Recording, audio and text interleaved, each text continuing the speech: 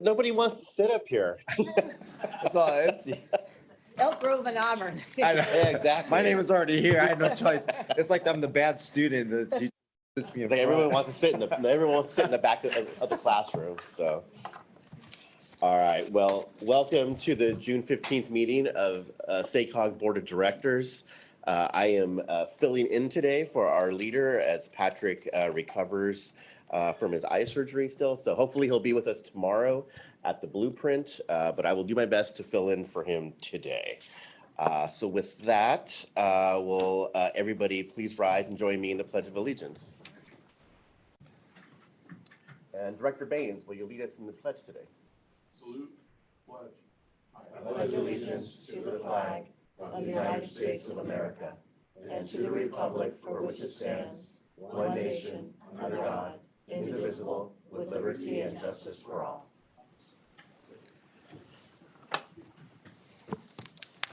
Okay, and Robert, do we have any household items to go over before? Hi, Vice Chair Saragosa. Actually, we have no housekeeping items. I think everyone is familiar with our microphones, but if you're not, you push the button, the green light lights, and that's when you are live. All right, thank you, Lynette. We'll go ahead then with roll call, please. Thank you. Director Baines, Present. Bradford, Here. Houlihan, Here. Burris. We'll note for the record that Director Burris is online. Director Chapman. Here. Desmond. Here. Dowden Calvillo. Present. Frost. Here. Gallardo. Here. Gog. Yes. Guerrero. Absent. Boomgarden for Harris. Here. Howdeshelt. Here. Jennings absent. Joyner. Here. Nisley. Here. Kozlowski. Here. Lauren absent. Lozano. Here. Sander. Absent. Schaefer. Absent. Stallard. Absent. Soon. Here. Thomas. Here. Vang. Here. Villegas. Here. West. Absent. Vice Chair Saragosa. Here. Chair Kennedy absent, and ex officio member Tacker for Benny Paul. Here. Thank you. And Mr. Chair, may I say Yes. that I'm here? I don't know if I missed my name, but I'm here. Supervisor Gore. Sorry, Director Gore, if I missed you. Thank you. Noted. I also just wanted to make sure I noted that I was here. I had an internet glitch just as you were calling my name, so I wasn't able to unmute. Yes, we've got you. Thank you, Director Burris. And ditto for me. Thank you. Apologies if I missed. Yeah, thank you. We see you, Chris. We see you, Bonnie.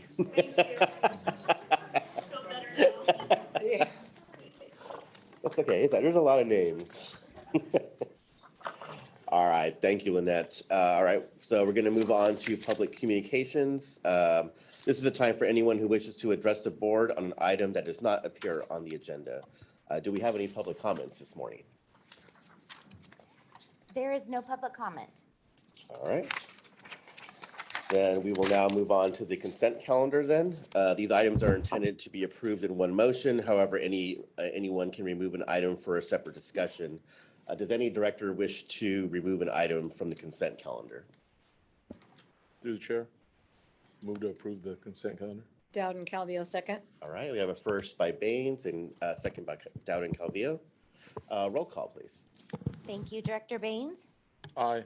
Bradford. Aye. Branscombe. Aye. Houlihan. Aye. Burris. Aye. Chapman. Desmond. Aye. Dowden Calvillo. Aye. Frost. Gallardo. Gog. Yes. Gore. Aye. Guerrero absent. Boomgarden for Harris. Aye. Howdeshelt. Aye.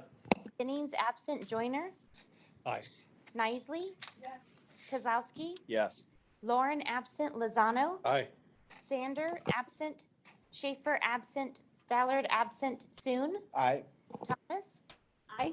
Bang. Yes. Villegas. West absent. Vice Chair Saragosa. Aye. Chair Kennedy absent. Motion carries. All right, thank you very much. Okay, we're now going to adjourn as SACOG and reconvene as the Capital Valley Regional Service Authority for freeways and expressways. Madam Clerk, do we have any changes to roll call since? Thank you, Vice Chair Saragosa. We'll note that Director Young, who is our representative for the Safe Board as well, is absent. Otherwise, roll call remains the same. Okay, very good. Then we will proceed. We have 3 consent items today. The first is to approve the remote board meeting.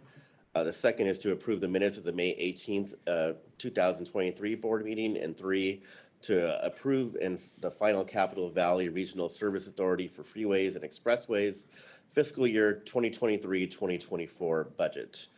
These items can be approved in one motion unless there's a director who wishes to have an item for a separate discussion.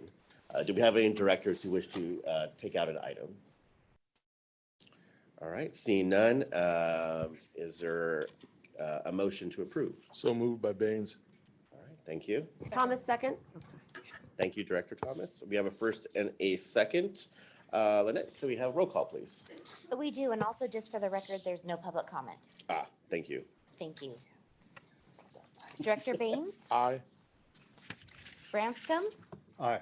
Bradford, Aye. Houlihan, Aye. Burris, Aye. Chapman, Desmond, Dowden Calvillo, Aye. Frost, Gallardo, Gog, Yes. Gore, Aye. Guerrero, Boomgarden for Harris, Aye. Howdeshelt, Aye. Jennings absent, Joyner, Aye. Nisley, Kozlowski, Yes. Lauren absent, Lozano, Aye.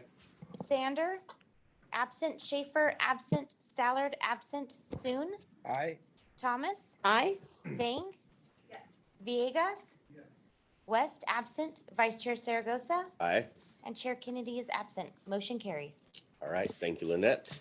So we will adjourn as the Capital Valley Regional Service Authority for Freeways and Expressways, and we will reconvene as a SACOG Board of Directors. And we will move to our first presentation, and Rosie Ramos will have this for us on the Youth Leadership Academy graduation. Yes, thank you. Good. Okay, there we go. Short people problems. All right. Good morning, Vice Chair That Saragosa. podium is going to continue to give us issues. I just know. I know. I think this is okay. Good morning, everyone. My name is Rosie Ramos Gomez. I am the project manager for the Youth Leadership Academy, and I'm excited to be here today to give you a rundown of what we've been up to these last 6 months. This, as you'll see, there's a rolling slide of pictures of the last 6 months with our students, but this is our 5th cohort that we've done for YLA. It's really exciting to be here. If you haven't already signed up for the luncheon tomorrow, we have a big celebration. Let me know. I might know someone that can get you in.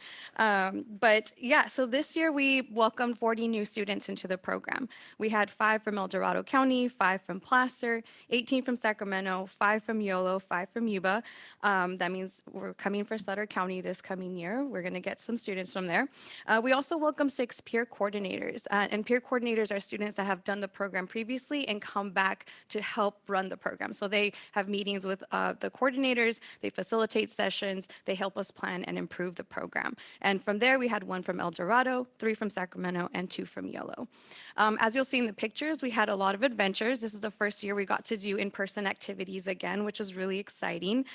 We started off with a Strengths Finder session, which is helping students understand their top 5 strengths and helping them develop as young leaders. We partnered with the Youth Development Network to facilitate that, and throughout the program, we would have breakouts and help them encourage to understand the language around it so that they can be prepared to be leaders, apply for colleges, apply for jobs.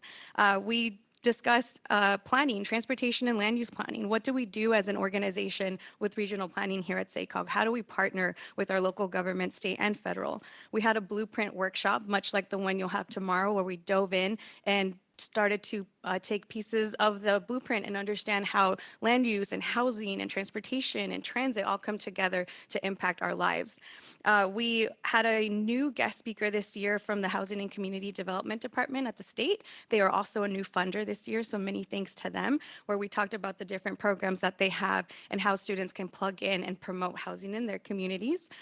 We also went back to the airport, which was really great. We even had a pilot wave at us when we were on the tarmac. back and got to see the underground system of the baggage, which is really cool. We welcome nonprofits, Health Education Council, and Civic Thread to talk to us about the importance of partnerships with local government and our nonprofit side. And of course, you'll see some cows in those pictures. We went for the first time to the Tollcrest Dairy Farm in Wheatland. Very cool. We learned about the connection of agriculture, transportation, and how that all fits into our local economy. And yes, Robert was trying to hitch a ride. And I will say this year was the first year that we did the program entirely in-house. We used to partner with Pro Youth and Families who set us up really well. That funding dried up, but we brought it in-house. Robert co-led this program with me this year, so many thanks to him.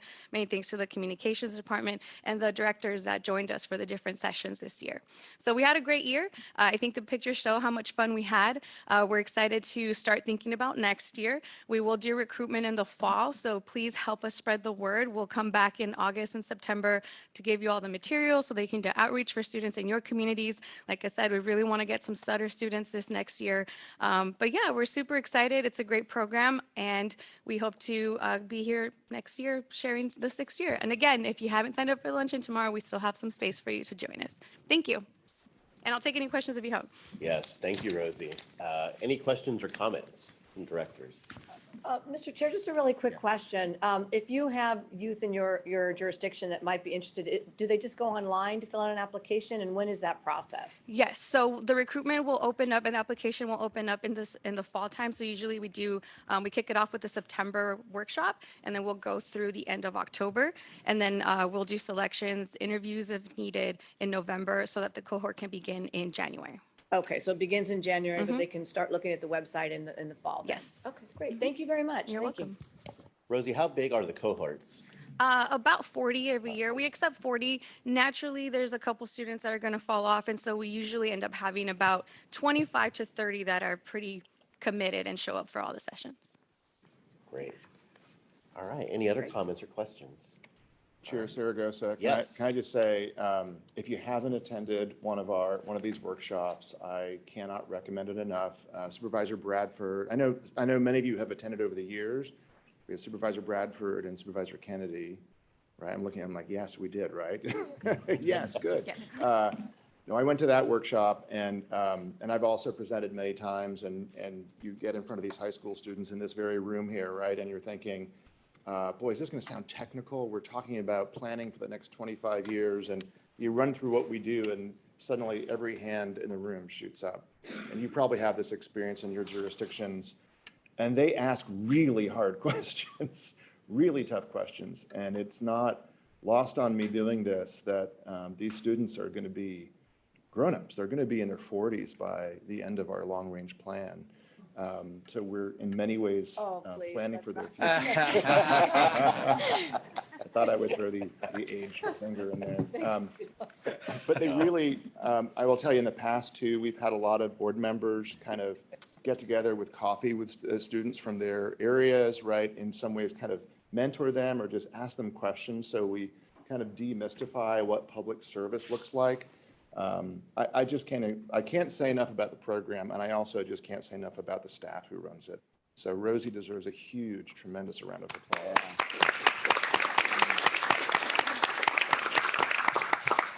Mr. Chairman, so Yes. are they juniors, seniors, freshmen? We It accept always 9th looks through good on a 12th grade. college application, I'm Yes, sure. yeah, we Right? accept 9th through 12th grade students. Okay. Yeah, we've thanks. actually had students that started as 9th graders and stuck around, and now they're going to college locally. Yeah, and I'm sure it's the case in other jurisdictions, but I know in Roseville, we have youth commissioners on some of ours, so Yeah. they're a natural, It's a great pipeline too. We've had students that have then joined commissions as well. So as we also try to keep an alumni network that we share our opportunities. So if you have opportunities in your region, please let us know. We have, again, a network of over 200 students now that we can share out information for them to participate in your activities. And Great. as Rosie said, if you can attend tomorrow's luncheon, if you have the time to stay, we do have some tickets available. It'll be really good. And if you were at the Valley Vision Livability Summit in October, some of you were there and you saw the youth panel, that those were our YLA students. And, they were amazing. They're amazing kids, so. Agreed. All right, thank you, Rosie. Okay, Moving along, we're going to move to our action item, which is agenda item number 9, and that's Sacramento Emergency Clean Air Transportation Program Guideline Amendments. And Mr. Doherty will have the presentation this morning.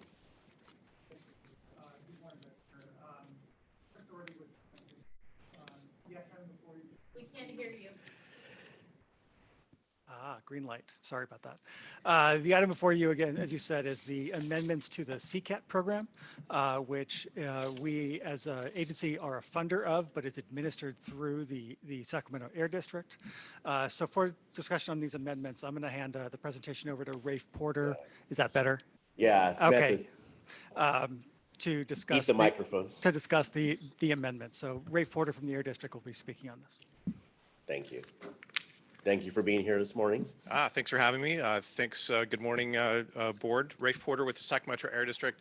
So the item before you is to make 2 changes to the CCAT guidelines. The first is to allow light-duty vehicles to be part of this program, and the second is to include mobility services. The reason we're making these changes is really just this is what the market is asking for. So we've had this program for a number of years, and it's been very successful in cleaning up our heavy-duty fleet over that time. As it says in your packet, there's been over $70 million spent on this, so it's been a great way to transition to a cleaner fleet. In the last few years, however, we've got a huge increase in the amount of requests for projects that include light-duty vehicles and/or mobility services. An example of this was the city of Auburn. This board just last year approved a project, a CCAT project in the city of Auburn for light-duty vehicles and their mobility service that runs in and around the city of Auburn. So that's just an example of the types of projects that we're looking to fund through this program. As Chris mentioned, this is a 6-county program and administered by the Sacramento Air District. However, it includes all of the air districts, so Yolo, Solano, Feather River, El Dorado, and Placer are all part of this program, so we coordinate very closely with them. We have had conversations with each of those air districts about the guideline changes, and they are fully supportive of what we're bringing forward. We will continue to, however, coordinate with those air districts through CCAT funding now and in the future. There was some great conversation on this item at the Transportation Committee. We had originally brought forward the idea of limiting it to only zero-emission vehicles, but there, again, great conversation, and we decided to pull that requirement out and really just focus on the light-duty and the mobility services, with still the option of going to near zero-emission vehicles, which is still allowed under the CARB mandates. And speaking of the CARB mandates, that's another big reason why we're looking at this. As we transition our fleets to zero emission, we do want to make sure that there are funds available. This program is very unique. Many of the other programs that the air districts run require a scrap requirement, so a vehicle needs to be turned in order to get funding for a new vehicle. This program does not require that, and it's really good for fleet expansion and for new fleets that are coming in. It's a way for them to move into this zero and near zero emission space a little bit quicker. So that's why this program is very important, and we want to move that into that light duty space and mobility space. That ends my presentation. I'm happy to answer any questions or kick it back over to SACOG. Thank you. All right, thank you. Do we have any questions or comments? Yes, Director Gallardo. Thank you. Thank you. It was a great Transportation Committee meeting. I appreciate that. CCAT's been just a force for this area for quite some time and helped us with it. I think I just wanted to make sure that in the focus really is that we're adding light duty is really the only change and mobility. And I noticed in our item, we have item 1, it says to update and reflect the transition to zero emission vehicles in all vehicle classes. And it just want to make sure that it's zero yeah, and so near zero. I think the title is a little bit It's a little wrong. off. Chris can Yeah. help me with that. But the CCAT guidelines in your packet reflect the changes at the Transportation Committee, and we remove that zero emission component to it. So it does include the near zero as well. Thank you. Thank you. Thank you, Director, for that clarification. Helpful. All right, any other questions or comments? All right, thank you. Thank you. Do we have any public comments on this item? There's no public comment. Okay. Mr. Chairman, Yes. if you're ready for a motion, I'll move. I will move that we adopt updates to the CCAT guidelines to number 1, include light-duty vehicles, and number 2, include mobility services, and number 3, limit allowed vehicles to zero and near zero emissions only. Galdo will Thank you. second. All right, so we have a first by Dowden Calvillo and a second by Director Gallardo. Roll call, please. Director Baines, Aye. Bradford, Aye. Branscombe, Yes. Houlihan, Aye. Burris, Aye. Chapman, Desmond, Dowden Calvillo, Aye. Frost, Gallardo, Goff, Gore, Aye. Guerrero, Boomgarden for Harris, Howdeshelt, Aye. Jennings absent, Joyner, Aye. Nisley, Kozlowski, Yes. Lauren absent, Lozano, Aye. Sander absent, Schaefer absent, Stallard absent, Soon, Aye. Thomas. Aye. Vane. Yes. Villegas. West absent, Vice Chair Saragosa, Yes. and Chair Kennedy is absent. Motion carries. All right, thank you. Okay, we're going to be moving on to the information portion of our agenda today. And our first item up is the SACOG Federal Certification Review Report. And Mr. Johnson has this report for us and with some good news. Yeah, thank you. So I'm happy to kick this off by just introducing our speaker as she comes to the podium, Jasmine Amanin from the Federal Highway Administration. Every 4 years, SACOG and other federally designated metropolitan planning organizations undergo a federal review. And so we just concluded that with no corrective actions, clean bill of health for us. So Jasmine will walk a little bit through the process and what they'd like to share about their visit here to SACOG. Great, good morning. Good morning. Good morning. All right. Thank you all. Thank you, Eric. And thank you all for having me this morning. I'm really excited to talk to you all, as Eric mentioned, about the 2023 TMA certification review. All right. All right, so I am from Federal Highways and we do love guidance there. So I've put together an agenda for you to kind of guide us through this conversation. So we're gonna start off with an introduction. We're gonna talk about what is a certification review, why do we do it, how often do we do it? Then we're gonna get into the review process. So this is where we pull the curtains back and talk about what we're doing at our federal level when we are doing our TMA certification review. Our third part here is the findings. Eric kind of stole my thunder, but we did have some positive findings here, so we're going to share what we found. And then we're going to get into our next steps. So we've done our review, we've got our final report. Where do we go from here? All right, does that sound good? Sounds good. Awesome. All right, so before we get too far, I want to mention that there is a whole team involved in completing these certification reviews. So that team includes Federal Highway, and I want to name these people by name because they were that important. So we have Adekemi Ademuyewu, who actually is here with me today in the back, and she was very instrumental in this review and coordinating the review. We also had Patrick Pittenger with Federal Highways. On the Federal Transit Administration side, we had Gene Mazer, who is the co-lead on this effort. So these reviews are done jointly between FHWA and FTA. We also added a couple friends from our federal highway system. So we've got Federal Lands Highway. So we had from Central Federal Lands, Elijah Henley out of Colorado. And we also had our partners with US EPA, Karina O'Connor. And that is our federal team for this review. All right, so as I mentioned, we're going to kick it off and we're going to move fast. So our introduction, what is a TMA certification review? So a TMA is defined by the US Census Bureau as a transportation management area for a population serving 200,000 or more. So that would be, SACOG would be considered a TMA. So certification reviews are the process that we do as a part of our federal highway stewardship and oversight process.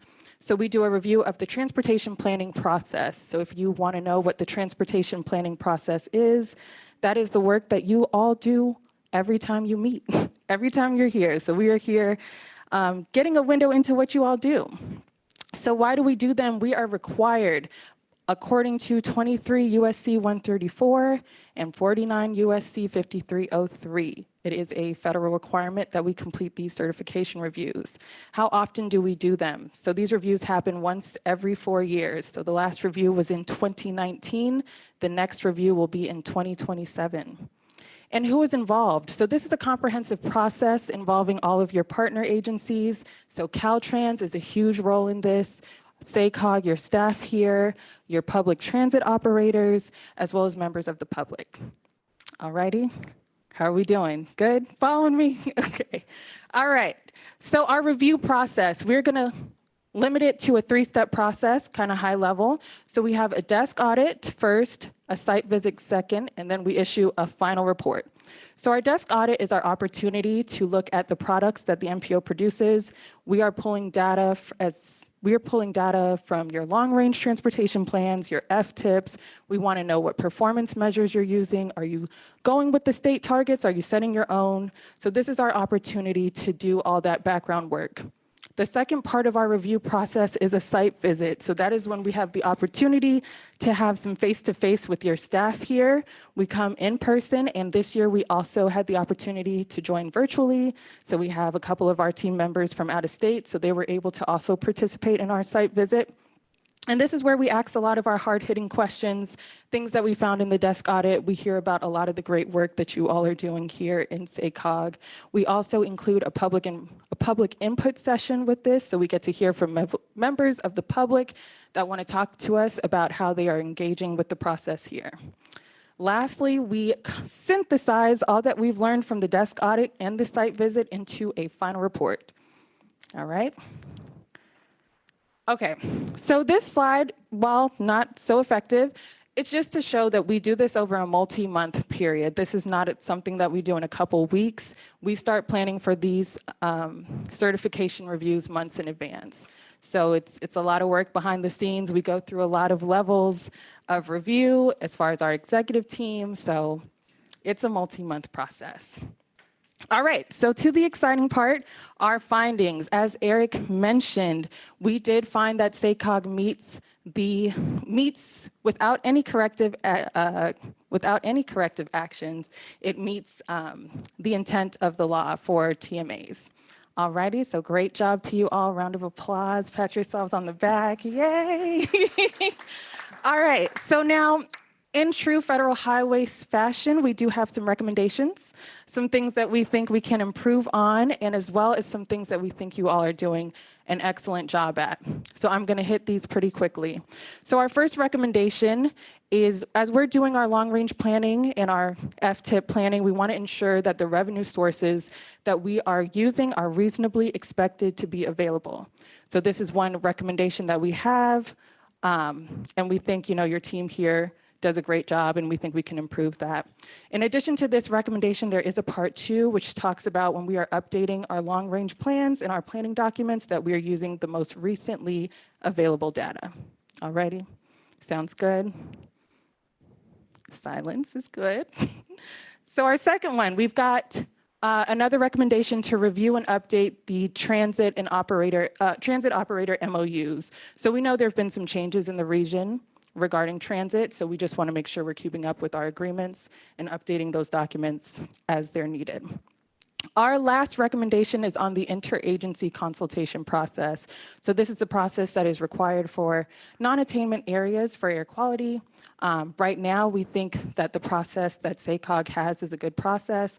However, we think there may be opportunities to improve that process. So we kind of want to look a little bit into that. Oh, I skipped. Okay. So the fun part, the commendations, these are the things we want to tell our friends about across the nation. These are the things that we think you're doing exceptionally well. We have pretty high criteria for a commendation. So first up is the transit asset management plans. We want to commend SACOG for the work that they've done in partnering with the transit agencies on those asset management plans. Our second commendation is for the public involvement strategies that SACOG has been implementing. I understand that this was a big part of the CERT review when we were on site, and we heard a lot of good information, and we think it rises to a level that we want to share across the nation. So excellent job in these areas. All right, so our next steps. So we've got our final report, we've got our findings. Our next step is really all in the partnership. So we are going to be working with Caltrans, we're going to be working with your staff here, we're going to be working with EPA as well to address the recommendations that are coming out of this report.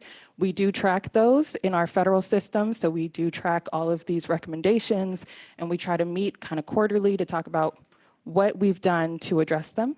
So again, this is real partnership, so we are a part of the process as well, so we're going to be working closely with your staff, Caltrans, and EPA. All right, we made it to the end. So I am happy to take any questions. Again, my name is Jasmine Amanin, and I'm just down the street with Federal Highway Administration. I'm happy to answer any questions. All right, well, thank you. Any questions or comments? I mean, I think with the clean bill of health, everyone's just like, this is great. I do have a comment. Yes. Wow, where did you get that enthusiasm for highway? Oh, thank you. I'm used to auditors going, yeah, wow. We need that kind of, we need that kind of energy in all the audits. Oh, well, thank you. I will mention I just completed CalCOG's regional leadership program, so I'm fresh off of that. So thank you. All right. Awesome. Well, no further questions then. Oh, yes, we do have a question. No. All right. Okay. Any comments, staff comments? Well, I'll just start by saying thanks to all of you who did engage in this. It's, as Jasmine said, it's not a quick, let's get it done in a week kind of thing. So, I know our board leadership engaged and shared. And again, obviously proud to have a clean bill of health. I think we work really hard here to do that. And, we often tell you, we should do these things because we want to do things, not because we're required to do them, but it certainly doesn't hurt when we get a clean bill of health about the things we're required to do, but we try to go above and beyond. So big thanks to the staff and to all of you who engaged in this, and to FHW and FTA. And that I also noted that enthusiasm. Like, we need more of that. Yeah, that's great. Let's bottle it up. Oh, yeah. Yes, Are exactly. you free tomorrow? 9 to, yeah, exactly. Thank you again for being here with us today. Excellent. Thank you all. All right. All right, so our next item is a readout of our REI committee, and I know Director Jennings was going to do that. He's unfortunately not going to be with us today, but Casey, anything you want to highlight? Actually, it's for the vice chair of the working group. Director Soon will do that. Yeah, gotcha. I'm gonna stand in. Gotcha, great. Okay, thank you, Director Soon. No, thank you. And it's my honor, and hope everything goes well with Chair Jennings. So in April, we had our second meeting for the REI working group. And so reporting out the progress, we kicked it off with a great warm up. We talked quickly about our meanings of our names, which I thought was a pretty cool icebreaker. I haven't done that one before. And then we continued our discussion and about definitions of key terms that we're using in the REI working group, getting a shared vocabulary. As you can imagine, conversations, everybody in this room understands, conversations and making sure you're on the same page really matters, but especially when you're talking about this subject matter. So we spent a lot of time on that. And one of the things we honed in on was what we mean by inclusion and also racial equity, because I think the easy thing to gravitate to is that we're only talking about race. And what we wanted to clarify is that in this conversation, we're not just talking about racial equity, but we're talking about income equity, gender equity, age and abilities. And so if we can give everybody the tools that they need to compete and have the chance to be successful on that same level, I think it's one of those cases where the rising tide raises all ships. So we are better off, and this gets back to the triple bottom line that we were talking about. We'll be better off as a region because we'll have every more people participating and contributing to the economy and the region at a greater level. So we did a deep dive on that. We did a deep dive on the understanding of the SACOG's Racial Equity Action Plan, or REAP. And staff gave an overview on the focus areas of the plan, the operations, programs, and board practices. And then the working group members were invited to ask questions and comments on those focus areas. Those comments are included in your meeting summary if you have a chance to take a look. And I know there's a lot of good questions that staff is thinking about for the next meeting. Our facilitator and staff are putting together an optional discussion for things that we put on the as a sidebar to, wasn't necessarily focused on the main work, but things that we put in the parking lot, and that we can have a discussion session on this on June 27th. But the next REI working group meeting is on June 29th at 2 p.m. And staff will be coming back to the working group to talk about the questions and comments that were raised back in April. And then, yeah, with that, I just want to thank, I know Chair Jennings would do this too. We just want to express our appreciation and thank all the members of the working group that continue to give their time, and especially Casey and all the SACOG staff that are providing so much support for this effort. So with that, happy to take any questions or comments. Thank you, Darren. So Darren, what we did this at the meeting. So Darren, your last name, what's the origins? Well, it's funny because it's spelled, because it's romanized as Soon, often confused with Sven and all that kind of thing. But it's actually Soon, as in Sun Yat-sen, who was the George Washington of China, if you guys remember Dr. Sun Yat-sen. And so that's where my family hails from, that same village.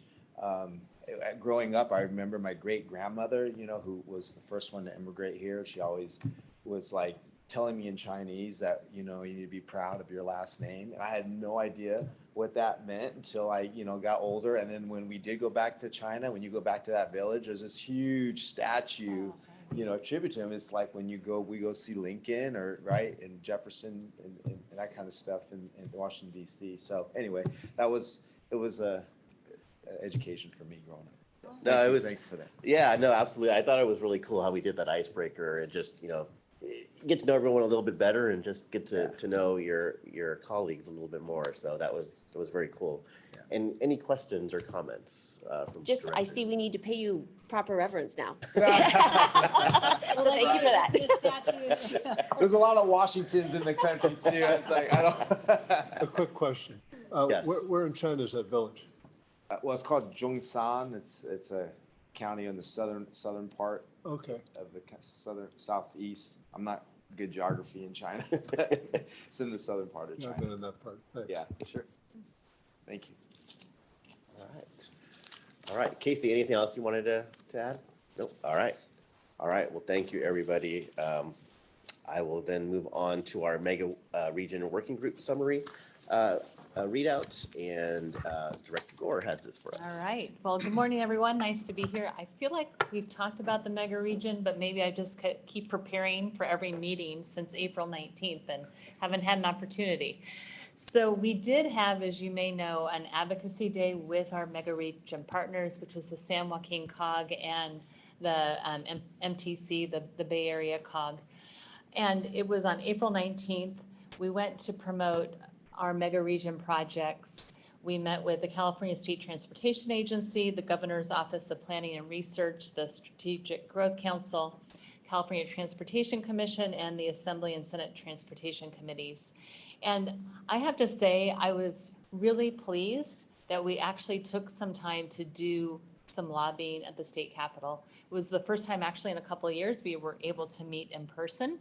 We had staff and electeds from the different COGs, and I felt like it was a really good first step to start advocating together as a mega regions that are interdependent on one another. And Paul Joyner joined us, Gary Bradford, Mike was there as well. So we had full representation from our COG, but I look forward to doing this again because I really feel like you got to repeat and repeat and repeat what our needs are. And you'll find out that we did get some funding from the California Transportation Commission in just a moment. So I'll mention that. We did have a mega region working group on April 28th. We now have a vice chair, Gary Singh of the city of Manteca, is participating with us. We had Amit Bose from the Federal Rail Administration. He presented to us on rail issues.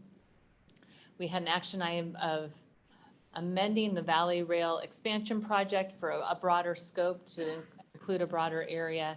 And then we just had some updates on the efforts on the mega region dozen projects.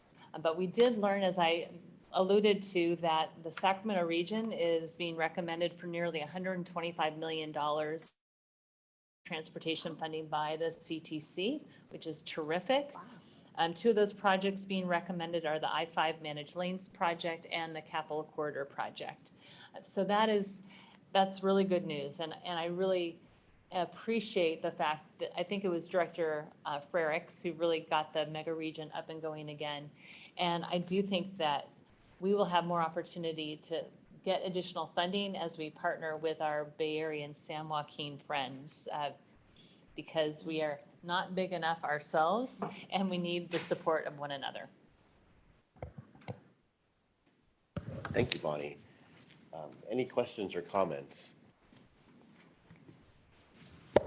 Chair Saragosa, Yes. I just thank you, Director Gore, for the report out. I think, and you all know this because this is a lot of what you do when you go back to cap or you lobby at the state capitol. One and done is never sufficient, right? So Director Gore, you mentioned this, right? It has to be sustained, it has to be repeated. But I will tell you, the notion of our three regions getting together for the first time, you actually meeting your fellow electeds from the other regions for the first time, right? Getting in front of these key agencies so that we can talk about the importance of our region and our mega region, these projects.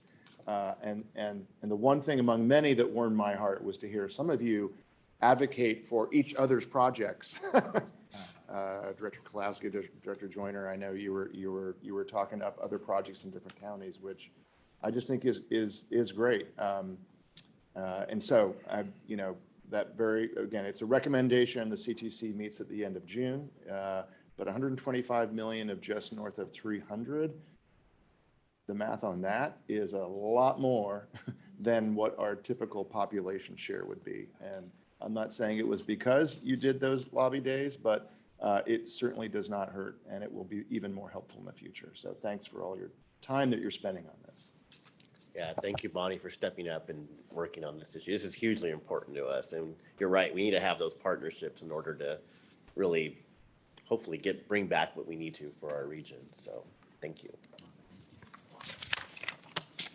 Okay, we will now move to item 13, which is a funding round working group report out, and Director Thomas has this report for us. Wow. Good morning, everyone, and it's my pleasure to report out on our inaugural meeting of the funding round working group at the board level that we held on March 16th.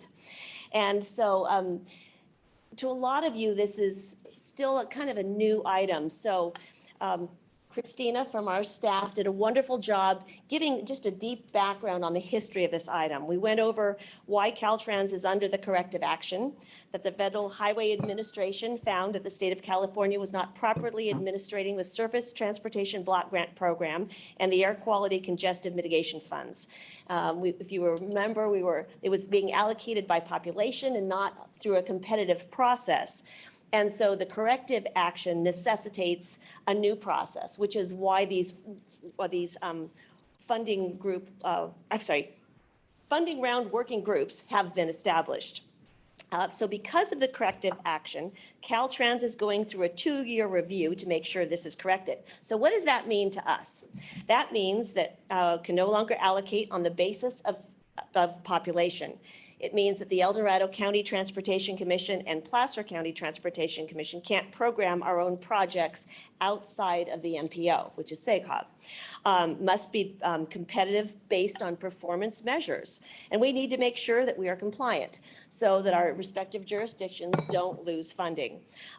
We need to create policy-based targets for each funding round. Well, there will need to be a regional call for projects. A 6-county committee of technical experts will review and prioritize projects. SACOG staff will make the final recommendations to the board, and the board will make final selection and direct staff to program projects. So the process that we are undertaking to figure all this out is that we have 2 parallel efforts underway. The board working group will visit this issue from an elected side. Concurrently, let me back up a little bit. The board funding round working group will stay at a high level in terms of policy direction. We also have a staff working group made up of the technical experts, the boots on the ground who are programming these funds.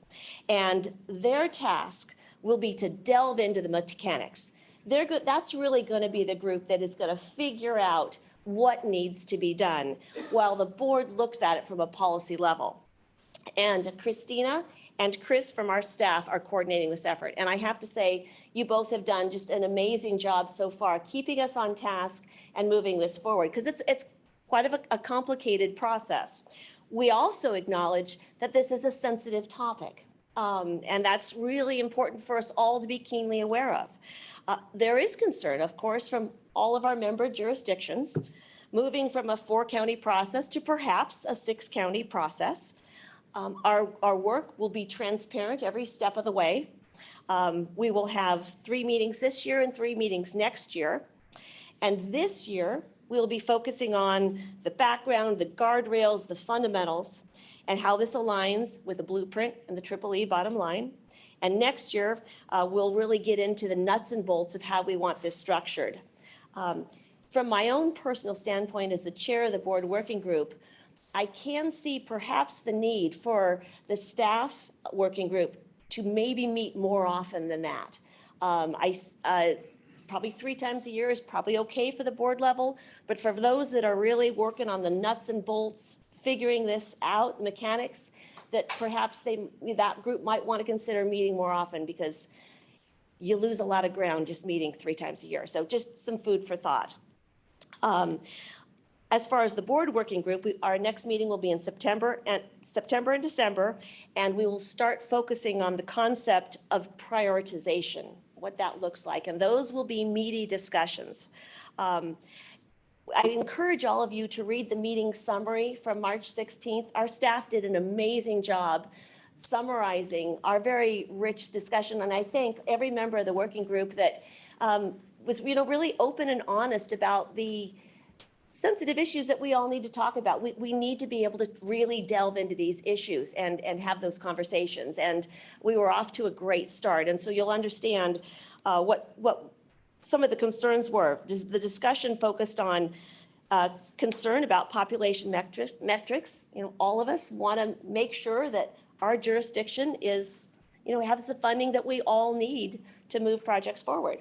There was a lot of discussion about equity, recognizing that our 6-county region is very different. We're different from each other, and equity doesn't play out the same in urban areas as it does in rural California. And so how do we make sure that we are working to meet an equity lens, but in ways that work for our communities, but still, meet the intent of that? So there will be more conversation around that. It is important to know, finally, that state dollars are not subject to this corrective action. So the STIP, the State Transportation Improvement Program, that's not a part of this. The federal dollars we are talking about are CMAQ funds and STBG and RSTBG funds, and that's about 1/3 of the funding. To put that in context, of all of the funds in our 20-year plan, we're talking about $35 billion of the MTP, is that correct? My goodness, yeah. And only 7% of that figure are federal dollars, which will be subject to this new process. So that kind of helps put into context what we're doing. So stay tuned, stay engaged. We will continue to keep you updated on regular interviews, at regular levels. And does our staff have anything they'd like to add to that? I'm happy to, Director Thomas, thanks for your very thorough report. And the funding round worker will meet again right after this board meeting. Yeah. As well. Oh, yes. Sorry, our next meeting is today. That's right. So just a few things, right? I know we've had a lot of these conversations. I've had a lot of them one-on-one, especially with our Placer and El Dorado County board members. So a couple of things to remember. The first principle I want to put out there is I believe we can compete with anybody anyone. I think we have the best projects, we have the best region, right, per the mega region report out that we just heard. I believe that any jurisdiction has a competitive project. It's a matter of actually trying to figure out how do we tell the story, how do we develop a narrative, whether it's a SACOG or the state level or the federal level. Witness, and Director Gore just mentioned the state competitive grant funds. If we had had just a population share in our region of those grant funds, I'm doing it off the top of my, it would have been about $25 million we would have had. Instead, we're being recommended for $125 million, right? So I know that predictability is like the bomb of like, urban, suburban, rural anxiety. But I also know that we're in a world now of having to compete for things, and we're going to have to step up and do that. And I think we can witness how we're getting recommended. Number one. Two is, remember, we've had some experience on 6-county competitive funding rounds. One is the Active Transportation Program. ATP is a 6-county round. And I know it goes up and down, right? And sometimes, and Director Branscombe, you mentioned this early this year, hey, Marysville, or Yuba County didn't do well in this round. But Roseville and Placer County did, and El Dorado County got recommended on a 6-county competition. The final one is just Green Means Go, and you all have advocated for the 34 million in Green Means Go, and that kind of diversity, I think, understanding those distinctions between urban, suburban, rural, and how well jurisdictions did across the region in Green Means Go. I think we can do this, right? It's not going to be easy. It's going to be challenging. There's going to be a lot of anxiety, but I think we can do it. I think we can do it, and I think we can get better at competing for state and federal funds if we do a good job through our regional process. So thank you. Well said. Yeah. Thank you, James. And Wendy, thank you for leading this effort as well. I mean, I know there is a lot of angst, especially I think between the Placer and El Dorado County that are now going to be part of the 6-county region for this, but also I think the inverse as well, because you're going from 4 to 6. So there's obviously more competition within that environment too. So, more to play out. I do like the recommendation as well for potentially for staff to meet at a little bit more regular basis, because I think there is a lot of technical parts of this that need to be worked out, and 3 might be a little challenging to meet those expectations. So I think that's good advice for everyone to consider here. So again, thank you. My pleasure. Yeah, Mr. Chairman. Yes. Director Thomas, thanks for pointing out the meeting summary. I did review them. It was very comforting, and I want to thank everybody who was on the regional funding round funding work group, whatever the title is, for their very thoughtful questions. I know in my day job, working in water resources, there are various tools on disadvantaged communities. And so I was wondering if there is a particular federal or state tool, because I saw embedded in here disadvantaged communities, which, Roseville has some, but might not show up on a, certain census tract or census block. So I was just curious about that. Thank you for a great report. Oh. And Director Hadisha, if I may, because that's a great tee up, right? In our racial equity work and our community engagement work, the reason we came to Roseville and looked at Invest Health and the core neighborhoods is to understand, and we're going to Yuba County in August, is to understand the different versions and variations of what disadvantaged and low-income communities look like on the ground. So in your, and I hope you get the executive director update in your email inbox. If you don't, let us know. I plugged. Can I make a confession that I forgot to read it before I Oh, came here? my So God. please give me whatever We penance just I- paused the board meeting now. All right, but you got it. And so in there, I just make reference to the August 3rd extension of the Transportation Committee. We typically do these lunches, and August 3rd will be a lunch looking at different ways, methodologies of defining disadvantaged communities. Because it's very important, in addition to the 6-county funding round, it's very important to understand this for state grants and federal grants. So there's tools out there. We're going to go through them on August the 3rd and just give you a sense of the tools that we use, demographics, the state uses, and the federal government uses as well. Because they're all slightly different, but it's good to understand them. Mr. Chairman, can I do a follow-up? Yes. Just semantically, underserved and disadvantaged, to me, I mean, can we use the word underserved? I Is would there, suggest we don't get into that discussion right Okay. now. But no, just because I hear you. Yeah, I don't want to get into that discussion. I know I was on a We'll Transportation keep- Commission meeting about 1.5 years ago, and yeah. There's too many terms. All right. There's a lot of Fair enough. terms that get sort of Fair enough. I hear interchanged. there's something that's happening at noon, so I'll stop asking questions. No, don't, Oh. don't stop asking questions. No, it's a good question. Yes, Director Dowden Covio. Yes, thank you very much, and thank you, Director Thomas, for your report. I really appreciate it, and I appreciate the opportunity to review the documents as well. Just really quickly, who sits on that, the working group? Your chair, but I just was wondering who are the other members? Let's see, I have it here. It is in the staff report. Let's see. Is it in there? Let's see, I didn't. Director Dowden Covio, Director Thomas is chair, Director Joyner. We have one board member from each county. So, One member from each county? yep, one member from each county. So we have Director Joyner from Placer County, Director Branscombe from Yuba County, Director Desmond. Harris from Sutter County, generally speaking, right? I know these are the cities. Director Desmond from Sacramento County, Director Guerrero from Yolo County. So those are we got nominations the end of last year. People stepped up and said, hey, this is great, I'd like to serve. So that's kind of how we tried to balance going into a 6-county funding round, having at least one person. Okay, so it's comprised of a representative from each county. That was really my only thought. I wasn't sure. So I wasn't here at the end of last year when Fine. you had nominations. So thank you very much. Yep. That's it. Thank you. Any other questions or comments? All right, do we have any public comments on this item? There's no public comment. All right, thank you. Again, thank you, Director Thomas. All right, moving along here then, we're moving to item 14, which is our 2025 Blueprint Pathways, Assumptions and Evaluations.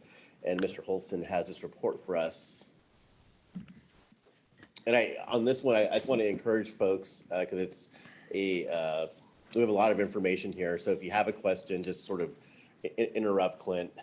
We'll get the question in. And if we're getting bogged down, we'll move it along. But want to make sure it stays evergreen, the questions as we move through. Yeah, thank you. So Clint Holtzen, I'm planning manager here. I'm also kind of running point on the blueprint, the 2025 blueprint update. We do have somebody new coming onto staff in July that's going to be helping out run the blueprint for us. Zach Miller, he's coming to us from Ascent Environmental. So I'll still be around, but we'll have some new face in the office helping us out. And he comes with a lot of really great background experience in 743 and integrated land use and transportation planning and CEQA. So really looking forward to welcoming his kind of skills and talent to our team. So today, want to talk about kind of some of our initial results on testing these pathways we've been talking about. You heard from Dov Caden last couple of months about some of the land use assumptions and evaluation of our housing product types and our growth patterns. Since that, we've married up some transportation networks, some transit assumptions, some road and highway expansion projects to those land uses, and we've run that through our travel model. And I wanted to share some of the results. There's a lot of information in the staff report you have. I'm going to go through some of the highlights. Really, what we want to get today is I may not have answers to all of the questions you may have, but the purpose of this is to really hear your questions, what concerns you may have, push back on any of the kind of the numbers that you see, anything that you want to dig into more, stuff that lights up to you or really interests you. That is how you are all shaping the plan. And so over the coming months, as we dig deeper into the blueprint, it's really the questions that you're bringing up in these types of discussions that will kind of dictate where we dig in deeper to understand some of these trends and these things that we're seeing. So ultimately, what you'll be deciding is, what is the land use pattern that we want to aim for in the future, and what's the transportation investment strategies and priorities that we want to invest in to get there.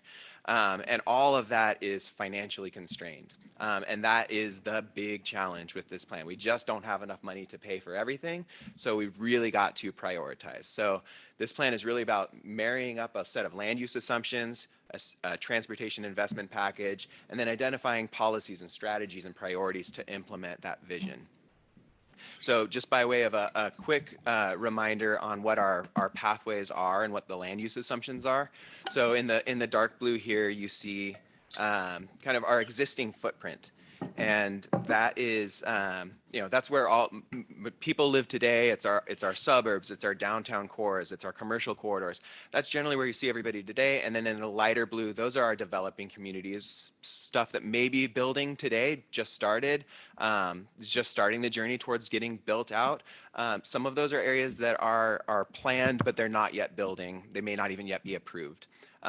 But likely we have growth in all of these places in all scenarios, but you can see in pathway 1 at the very top, the majority of growth, about 60% of the growth is in those developing communities, those lighter blue areas. The middle pathway most closely resembles our current plan, and so about 67% of growth happening in our existing footprint. And then in pathway 3, you see 90% of future growth happening within that existing footprint. And so what I'm going to go through today is, what are we assuming in terms of growth? How many people and jobs and housing are we planning for? And then mode choice and access, miles traveled, congestion, and then some of the next steps in developing our blueprint. So in terms of growth, Dov talked about this as well, but we're about 2.5 million people today. We're growing around 23% to 550,000 by another 550,000 people, 280,000 jobs. Homes and 263,000 jobs. One thing to note here is, in this map you see here, we have enough capacity to build pretty much all of those jobs and all of those homes in the blue areas completely, or in the light blue areas completely, or in the dark blue areas. We have lots of capacity in this region to grow. We're not going to fill in all of that capacity. Not all of our communities are going to be built out over the next 3 decades. Yes, yeah.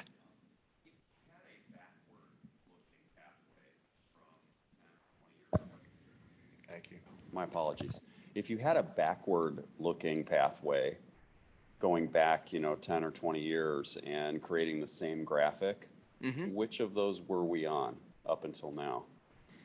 It's a little mixed. So in terms of overall growth, since we actually looked at this recently, looking back to what we had forecasted back in 1996 to today, we actually forecasted, James and Casey, correct me if I get this wrong, but I believe it was that we would have about 2.8 million people in the region. We're around 2.5, 2.6. So we overshot our population projection, or we underperformed on our population projection. That tends to be true every time. We always assume a bit more growth, it seems like, than what we're actually getting. In terms of land use pattern, most of our growth has been happening in kind of the established areas. And in fact, I think around between 60 and 65% of growth have been happening in those established areas. But within those, and I'll talk about our community types here in a bit, there's centers and corridors. Those are our downtown Sacramento, downtown Yuba City, right? We have a lot of growth assumed in the plan in those areas. Those areas have been lagging, and it's really been kind of the established communities, the suburbs that have been building out for quite a while. That's where most of the growth has been happening. So in terms of light blue to dark blue, it probably is a little bit more on the light blue than what we forecasted, but it's not night and day. But in terms of those, are we getting the infill into the centers and corridors of the region? Those are the areas where you see a lot more development friction, a lot more challenge in building in those areas. And that's where I think we've not quite performed the way that the previous plans have called for. So relative to the 3 pathways that have been put on the table here, which one is most representative of what's happened up until now? So probably somewhere between 1 and 2. Okay, thank you. Yeah. Good question, Mike. I have a question. Yes, Director Branscombe. The components, do you break down the potential growth in components? And I'm thinking birth rates, household formation, in-migration. Yeah, so where did we miss on those? Good question. I think it's largely been in birth rates. That's what you've been seeing slowing down kind of globally and in the United States. In terms of the share of that 550,000 people, we see about 50% of it is coming in that's natural growth in the region. It's births within the region. About 37% of that is international migration. And then the balance, about 15% of that is kind of domestic migration. Thank you. Thank you. So getting into those pathways, I was talking a bit about community types. And to Director Kozlowski's point, you see in Pathway 2, we've got 38% of our growth happening in those red areas. Those are our centers and corridors. Those are the areas that we've most not been keeping up with previous plans assumptions. But when you combine those established communities and the centers and corridors, the gray and the red, that's where most growth has been happening in our region. And then, so in Pathway 3, you see here, there is a pretty big shift to about half of future growth in Pathway 3 happening in the centers and corridors. And so quite a big difference in kind of the prevailing land use pattern across all of these different pathways. And I'll talk a little bit, travel patterns across these different community types look very different. We give a lot of regional numbers, but that sometimes lacks the resolution at what does this mean in these areas versus these areas, because travel patterns look different depending on where you live. And I'll get into that a little bit, but I wanted to kind of set up, these are the community types we use as our framework for talking about land use pattern in our plans. In Pathway 1, talking more about kind of the investment strategy. So in Pathway 1, where we have a lot more of that growth happening in those developing communities, that light blue areas, those are the areas that are either just starting to develop today. They may have been developing for a while, but development is happening slowly, or they're approved or kind of going through some part of the planning process. They're potentially developing. In Pathway 1, you see a lot more emphasis in road and highway capital expenditures to get roads and highways out to serve those new growth areas. So around $14 billion, it's about 1,700 additional lane miles in Pathway 1 to kind of serve that growth pattern. And then a bit of an increase on the transit side from today, from around 3,400. These are weekday service hours to around 4,700. Now, you may notice I'm talking about transit operating costs on the transit side. I'm talking about road and capital costs on the road side. I'm just trying to give an idea here of the magnitude of investment. So there are absolutely operating and maintenance needs on the road side, and there are absolutely capital costs on the transit side. In the current plan, about 70% of the overall transit budget is on the operating side. That's where you kind of really see the magnitude of investment happening on transit. But there will absolutely be big capital needs for new vehicles. And if you're running rail, obviously rail expansion can be quite expensive. But that's why I'm showing these two things. We'll dig much, much more deeper into the financial constraint and the total costs of these scenarios as we work through the plan. These are not financially constrained. So this is really to give you an idea of the kind of the emphasis of investment across pathways. Pathway 2, most resembling the current plan. I should say here in Pathway 1, about 2/3 of the growth here are new lane miles. The balance of that is kind of on the existing system. So widenings on the existing system, expansion on the existing system. In Pathway 2, a bit less, I think around 900 miles of road and highway expansion. Still quite a bit of transit expansion in this one. Our current plan does call for quite a bit of additional transit service. And then in Pathway 3, less than 300 miles of additional road and highways, and it really emphasizes transit service, high frequency transit service across the region. So we can look at those two different ends of the spectrum and what kind of performance you might expect. So starting down that path, mode choice and access. So here are the community type maps we talked about before. So one thing to note here is driving in the future across all three pathways is the primary way people are getting around. It remains the dominant means of travel in the region across all of these pathways. It is, as you might expect, it's highest in kind of our rural and our developing communities. You don't have as many options out there. Things are further apart. And so people tend to drive more. When you move towards the centers and corridors is where you see walking and biking and transit start to pick up in mode share. Driving is still the dominant there. But if you look at our centers and corridors, today and in the future in Pathway 3, about almost a quarter of the trips in those centers and corridors are by transit, by walking, or by biking. Across all three of the pathways, about 18%, no less than 18% of those trips in those centers and corridors are by walking and biking. So again, it kind of gets to the, depending on where you live, your travel patterns, your travel choices are going to look different. transit ridership. So transit as a share, it does not carry a huge amount of the mode share in our region, right? But it does carry quite a bit of trips, and it's very important for the folks that either depend on it or the folks that want to use it. And so today we have about 146,000 weekday hours of service, of transit service, and the daily ridership here is about 3,400. 3,400. So, and then you can see that kind of increasing depending on the intensity of that transit service. In Pathway 1, that transit service that we've got really focuses more on coverage, on getting some transit, some amount of transit out to those outlying areas. And then in Pathway 3, kind of on the other end of the spectrum, it's not so much a spreading out of transit. There is quite a bit of transit getting it to the outside of our region, but it really is focusing on a lot more service frequency. And when I say high frequency transit service, I'm generally talking about 15-minute or better service. Excuse me, Chair. Yes. Last question. Can you go back to the slide, 2 slides ago with the map? This one. Yeah. So I'm curious, I'm just curious about some of the assumptions you're making that inform this, because, and again, I'm trying to understand this. There's a lot I don't understand about this, but some master plan communities are being designed very intentionally to almost be self-contained, right? Yeah. To not create more car trips, to promote more walking and cycling within that community. So does it take that into account as these are developing and these are being? I'm glad you asked that, because I think that is a really important question here.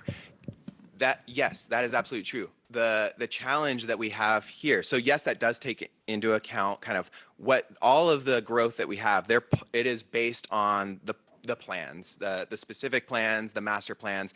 It is all based on what is planned at the local level. Okay, so it's not speculative. It's based on what you have available to you right now. Right. Okay. But here's where the rub happens is we're looking at adding about 500, I mentioned the growth, about 280,000 homes, 263,000 jobs. We have the capacity in all of those master plans for well over that, more than double the capacity, the amount of in those developing areas than the amount of growth we're expecting. So not all of those places are going to build out to where they are complete communities. And generally the housing comes first.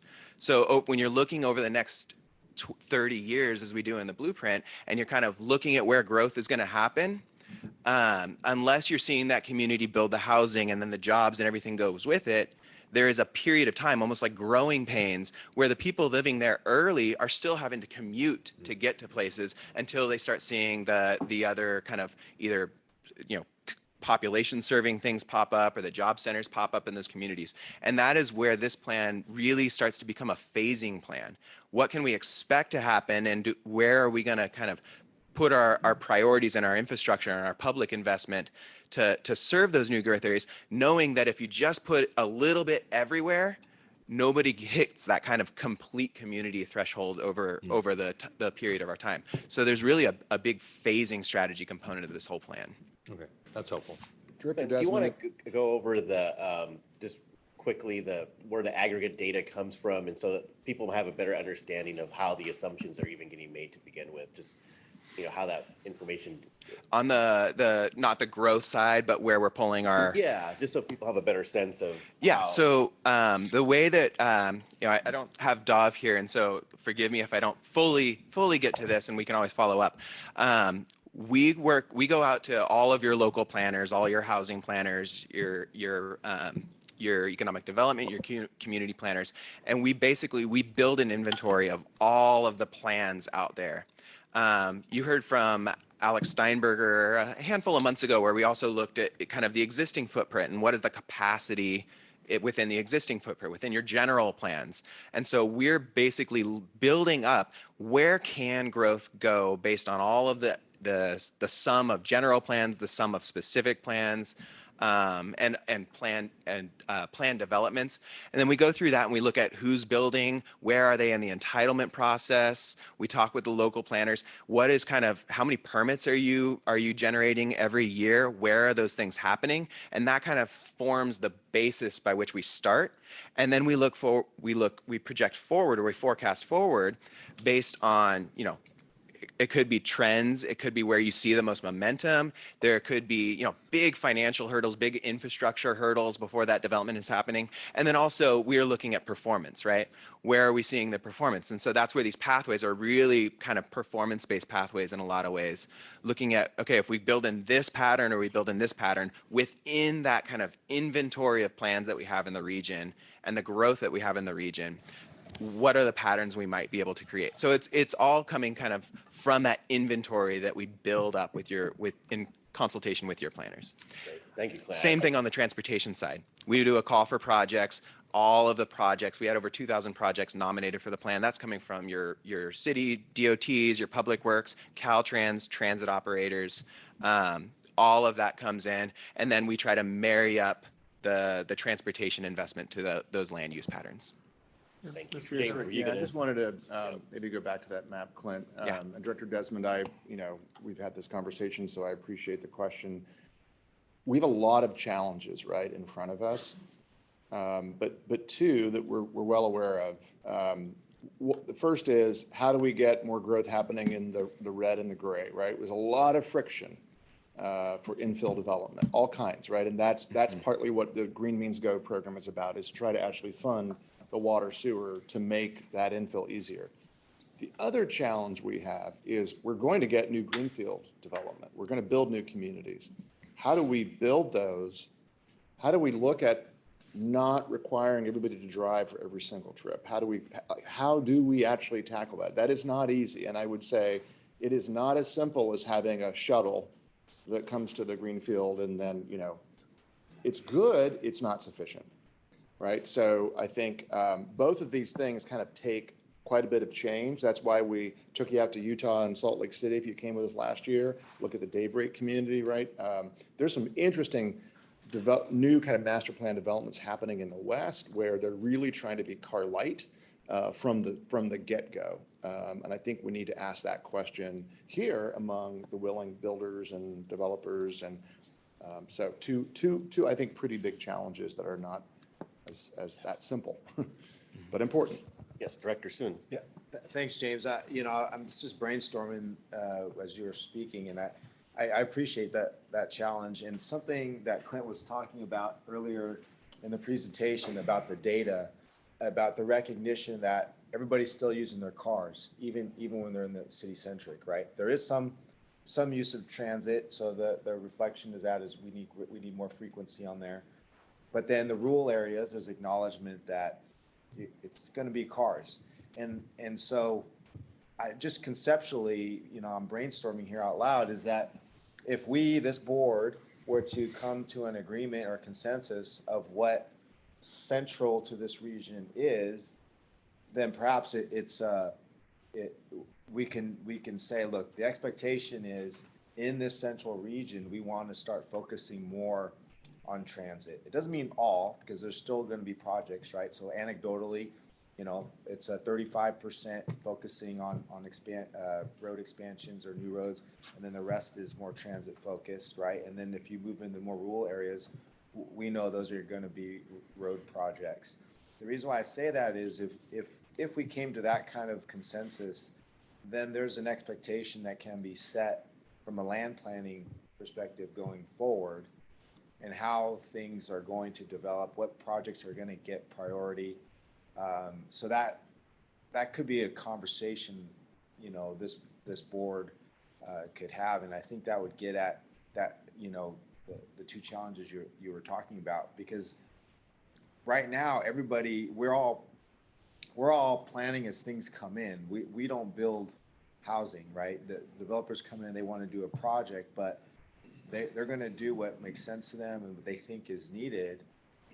But if we set the tone on what we think is essential to the region, is a central part of the region, then maybe that's how we can shape on how we want to grow in the future. So I'm just brainstorming. As the Vice Chairman of the Capitol Court Joint Powers Authority, I would love for more people to use the train, right? But I think we have to, we're challenged by human nature. Mm-hmm. I mean, the school can be right around the corner, but the parents are still dropping the kids off at school. So they can then go, the linked trip concept, right? Because then they have to go to work. And then on the way home, they have to stop, right? So I know it is, it's a good aspiration. It's nice to be thinking about that. But, I'd love more, ridership and bicycle riding and, but the education of the human nature or the reshaping of human behavior to break down that, oh, wait a second, I can let my kid walk to school, right? To eliminate that trip. I think it's a challenge that we have, so. Yeah, and at the micro level, I agree with you. I'm just trying to think. Yeah, no, I get it. It's a longer conversation. Yeah. And I wish Mr. Kozlowski was here, Director Kozlowski, because I wanted to square the circle. When you go to sit down and talk with planners, I know when I worked for Lennar from 2004 to 2007, and you went to Placer County, they probably told you what was going to be built, either originally or blueprint. I think a little bit of that's gotten built, right, Bonnie? Yes, not very much. Yeah, so it's squaring that circle is critically important. Right. Through the chair, if I may. We had Director Thomas first, and then, yes. Thank you, Chair, Mr. Chair Zaragoza. Quick question. As we look to the future, what are our assumptions regarding job growth as we're expecting potentially 263,000 jobs? Are we expecting the nature of work to continue to be remote, or where are we expecting that job growth to occur? Because understanding that will help understand where we need investments regarding transportation. Yeah, so I think we are absolutely looking at kind of a shift in the way people work. And what we're looking at in these pathways right now is that transportation land use impact. I think what we need to do kind of as some very important next steps is really start digging into the nature of work, how that affects travel, because we haven't seen the type of driving that you see in that morning and evening commute come back since the pandemic. It started to come back, but it's not coming back in the same ways. And so I think that is something that we need to dig into more. Looking kind of back and then in all of the pathways, the majority of job growth we're seeing over in the past, if you look back at the last 30 years, and then even what we're forecasting across all of the pathways, the majority of that job growth is still happening kind of in those gray and red areas. It's happening in the existing footprint. And that makes a bit of sense because jobs are putting themselves where they have immediate access to a population, right? Now, there are absolutely exceptions to that rule. But we've seen, I believe, and I can confirm this, but I believe we've been seeing close to 90% of our jobs over the last 30 years happening in that existing footprint. And that's close to what we're forecasting going forward. But the nature of the types of the jobs, what sectors are those jobs, things like that. Some of those are rolled up into our growth forecast, and maybe we can dig into that a little bit more because some of them are going to be able to telework, and there's going to be plenty that where that telecommute or telework doesn't really work for them. And so I think it's something that we can dig into more as we're working on developing the plan. But as far as where they're happening, right now, in the kind of the existing footprint is where we've seen them happening. It's where where we're thinking we'll continue to see those happening. And then how we serve those, I think, is going to be a big question. Thank you. Mm-hmm. Director Joyner. I just want to circle back around to something that repeatedly pops up for me as low-hanging fruit. And if we're truly trying to reduce vehicle miles traveled, and Bruce touched on it, and Jill's going to have to jump in on this real quick, I think. Some of the most low-hanging fruit we have right now is we've stopped having school buses. The reason the parents are driving the kids to school, parking, waiting an hour with their cars idling and picking their kids up after school is because we don't provide that service anymore. And we ought to be taking a serious look at that and how we get back in that business. If we honestly want to reduce vehicle miles traveled and take care of air quality related to those trips, that's the way to do it. And we're not having that conversation. I'm not sure why. Basically killed one of our most important bits of public transportation. Right. Yeah. Right. Yeah. Good comment. Yes. Hi. I'm just curious if this is probably coming in the future, but are we forecasting how people shop? Because when you live in a rural area, you might like plan to go out for the day and do all of your shopping. But I'm seeing Amazon people go back and forth, back and forth, back and forth, and you can buy something at 8 o'clock in the morning and then again at 10 o'clock at night. So is that going to be put into some of this, figuring out how people are going to shop in the future? I mean, we won't know, but I'm just curious. I think it's I don't have a great answer for you to now. I think we'd have to, it is a very important point, and I think we'd probably need some help kind of thinking that through. It's not something that's going to be readily available for us to like explore with our travel demand model, I don't think, but I think it's a very good point. Same with the school travel, that I think we might need to get some help and kind of revisit that as we're developing these pathways. Can I jump in on that a little bit? I think you're going to see in the next 2 to 4 years the emergence of drones being used for those vehicle trips that we're seeing now. I can tell you that having an airport, an uncontrolled airport, we're seeing a lot of interest and activity around that for just such a distribution center. And so I don't know how you calc that in. Right. Yeah, I'll just really quickly talk a little bit about like the telecommute. While we haven't seen kind of that morning and evening, we've seen miles traveled start to come back to close to pre-pandemic levels. And it's worth more exploring, but one potential reason for that is, you used to, I think somebody mentioned it earlier, you drop the kids off on the school on your way to work, and then you drive and you hit the grocery store on your way back, and maybe you do a pickup, and then you're to soccer practice and you're back. That's kind of a one long tour that's part of your big trip. But now with telework, you might be seeing VMT come back a little bit faster, not necessarily so much because of those commutes, but because you're going to drop your kids off, then you come back, then you go to the grocery store, then you come back. So you're adding more trips to your day. So there's a whole lot of kind of ripe stuff for us to investigate more about how telework and drones and shopping are all going to happen in the future. And that's something that is new to us. And so I think it's absolutely something worth exploring, but we're going to need some help with that. All right, we'll go ahead and continue with presentation, I think, at this point, and we'll do more questions later. Yeah, so jumping back into what you can, so that was a lot of transit service that you saw me talking about we're adding. So what can you actually access by that transit service? And I talked about the ridership here a little bit. In Pathway 3, we've got a big increase in daily transit service, a really big focus on high frequency service, and we see ridership responding to that with 126% increase in ridership compared to today, and then a bit of an increase in Pathway 1 as well, about 3% increase. Average trip times on transit, when Evan from Valley Vision was here last month, she talked about some of the results of the built environment poll and how there's, it's not a majority of people, but around 36% of people were saying if transit was easier access to my house, got me to my daily activities, was more convenient, was safer, and was faster, I might ride it. It may not be a majority, but that's a meaningful part of our population that is willing and interested in exploring transit. And so these travel times, the average transit trip around 44 minutes today, down to around 38 minutes when you really start to add in that higher frequency transit service.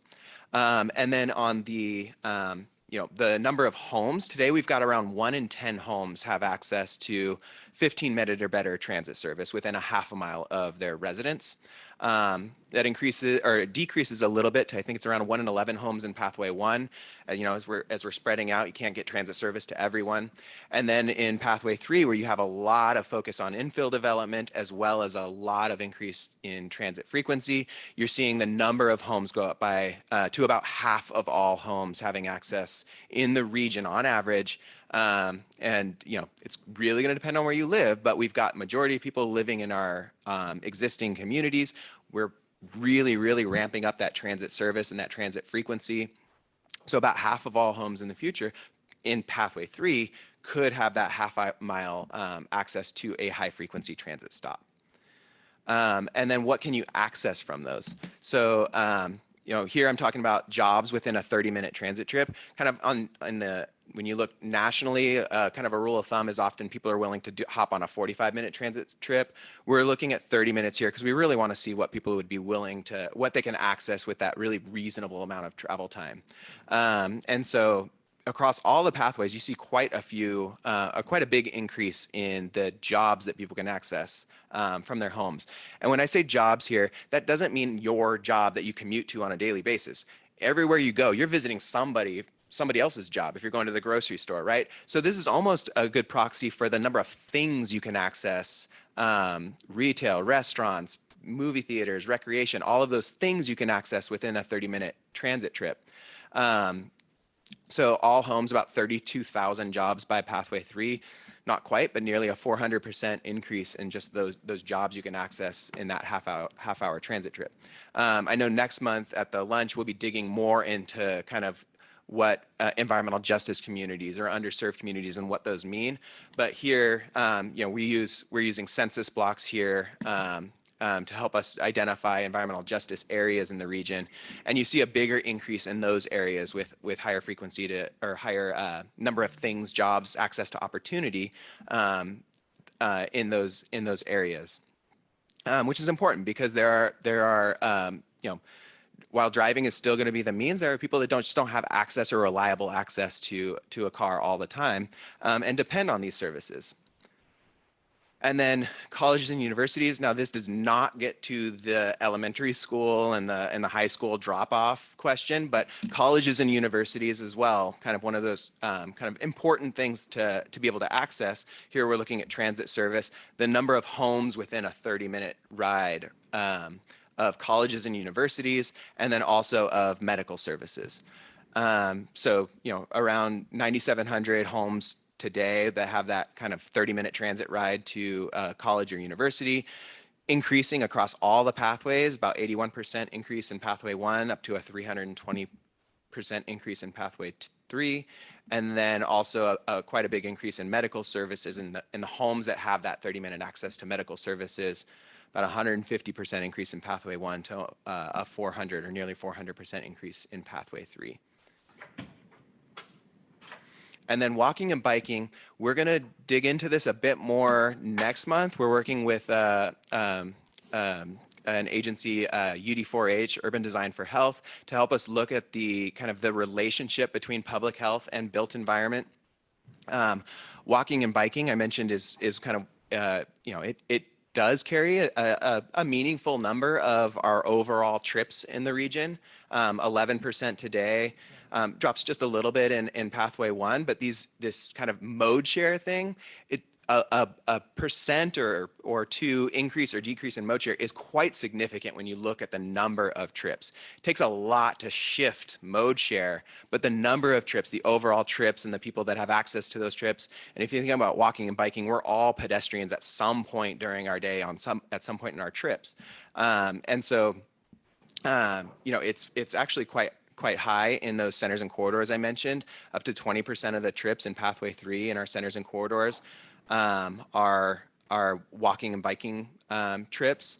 And then getting a little bit into that public health component, we see on a monthly basis an increase of about 24 minutes a month in walking and biking in pathway 3 of people getting around on their daily basis. Now, this is not all walking and biking. This is walking and biking for your trip purposes, right? Plenty of us will go out and walk around our neighborhood for health reasons. We'll be able to dig into more of that when we have UD4H here in August. Mr. Chair, can I ask a comment? I appreciate that last point, yeah, because I think kind of getting back to my other point about the way some of these master plan communities are being built, they're incorporating a lot more biking and walking trails, certainly, than some of the built out environments, that I represent. But yeah, so I appreciate you making that distinction, the last point you made. So miles traveled and congestion. So on this vehicle miles traveled, it goes up in all of the pathways. I mentioned, driving is still going to be the primary means by which people are getting around. Goes up less in pathway 3, where we're really, there's not nearly as much roadway expansion. We're really focusing on the transit expansion. We're also that infill focus. Destinations are closer. So even when you are driving, you're not driving quite as far to get to your destinations. And so overall, vehicle miles traveled, while it increases across all pathways, the pathways differ in how much of that increase. one measure of kind of efficiency or transportation efficiency we often use in kind of integrated transportation and land use planning is one, per capita, how much driving per capita are we seeing, but also is VMT increasing faster or slower or about the same as your population growth rate? And here where I mentioned at the beginning of this, our population is expected to grow by 23%. So in pathway 1, you see VMT increasing a little bit faster, 27% compared to our population growth rate. And you can see that in the increase in the vehicle miles traveled per capita. Pathways 2 and 3, you see VMT per capita coming down. You also see the overall increase in miles traveled a little bit less than population in those areas. And that's one of those metrics that kind of spurred the original blueprint, as we were looking at a future where miles traveled was increasing far faster than our population was increasing, and we were not going to be able to keep up with that. And that has implications on air quality and other measures. And so this is just one of those kind of metrics we look at a regional scale to kind of understand efficiencies in our transportation system. Congestion is one of those things when you heard from Evan, congestion is a big concern for residents in this region. And congestion does go up in all of the pathways from today. Now, right now, we are just looking at transportation and land use interaction. There are other ways that we can manage congestion as well that we'll need to explore. We're looking at pricing as a management strategy in our region. It's part of our current plan. There's telework types of policies we can look at. There's parking types. There's all sorts of different programs and policies that we can look at to help manage our transportation system. But here, one thing to potentially note is the overall the miles traveled in congested conditions is fairly similar across all the pathways. It goes up, but it's fairly similar at the moment. But where that congestion happens changes across pathways depending on your development pattern and the investments you're making.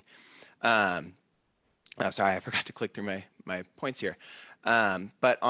So back to this map. Congestion right now, and this makes a lot of sense because the gray areas, they're the biggest areas. So they capture the most congestion.